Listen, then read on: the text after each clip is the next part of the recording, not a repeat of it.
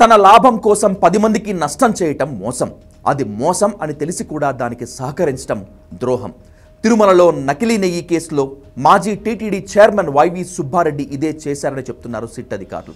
ఈ కేసులో రాను రాను వేళ్లన్నీ సుబ్బారెడ్డి వైపే చూపిస్తున్నాయి. తన బ్యాంక్ ఖాతాలు పరిశీలించకుండా సిట్ను ఆదేశించాలంటూ సుబ్బారెడ్డి దాఖలు చేసిన పిటిషన్ను కొట్టేయాలని సిట్ కౌంటర్ దాఖలు చేసింది. ఈ విషయాన్ని ఛాలెంజ్ చేస్తూనే కేసుకు సంబంధించిందని చెప్తూనే నకిలీ నెయ్యి కేసుకు సంబంధించిన కీలక విషయాలను కోర్టు ముందుకు పెట్టారు సిట్ అధికారులు.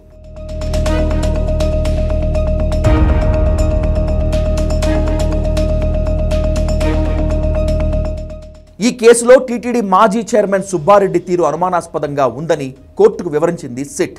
హైదరాబాద్ శ్రీనగర్ కాలనీలోని యాక్సిస్ బ్యాంక్లో సుబ్బారెడ్డికి అకౌంట్ ఉందని, ఆ అకౌంట్ వివరాలు పరిశీలిస్తే మరిన్ని విషయాలు వెలుగులోకి వస్తాయని కోర్టుకు వివరించింది.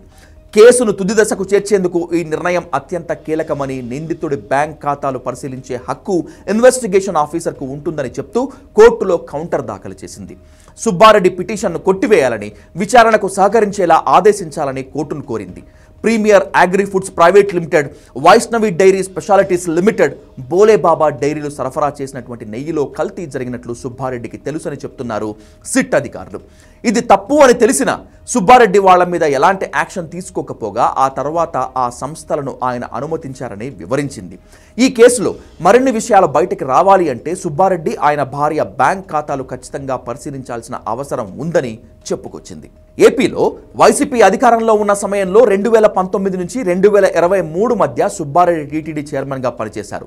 తన దృష్టికి వచ్చిన ఓ ఫిర్యాదును టీటీడీ ప్రొక్యూర్మెంట్ జీఎం సుబ్రహ్మణ్యానికి అప్పగించి Bhole Baba organic dairy private limited పై విచారణ జరిపించాలని కోరారు. ఆ సంస్థలో సేకరించిన నెయ్యి నమూనాలను పరీక్షల కోసం మైసూరులోని CFRI ల్యాబ్కు పంపించాలని సూచించారు. అదే ఏడాది ఆగస్టులో నెయ్యి పరీక్షా ఫలితాలు వచ్చాయి.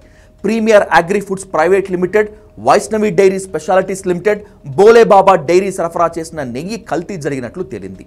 బీటా సిటోస్టెరాల్ పరీక్షల నివేదిక ప్రకారం నెయ్యిని వెజిటబుల్ ఆయిల్తో కల్తీ చేసినట్లు తేలింది. ఈ నివేదికను ప్రొక్యూర్మెంట్ జీఎం సుబ్రహ్మణ్యం సుబ్బారెడ్డి దృష్టికి తీసుకెళ్లిన ఆయన ఆయా కంపెనీలపై ఎలాంటి చర్యలు తీసుకోలేదు. పైగా 2024 వరకు నెయ్యి సరఫరా చేసేందుకు premier agri foods private limited, Vaishnavi dairy specialities limited సంస్థలను ఆయన అనుమతించారు. బోలేబాబా డైరీ నుంచి 2022 అక్టోబర్ వరకు నెయ్యి సరఫరాకు అనుమతించారు.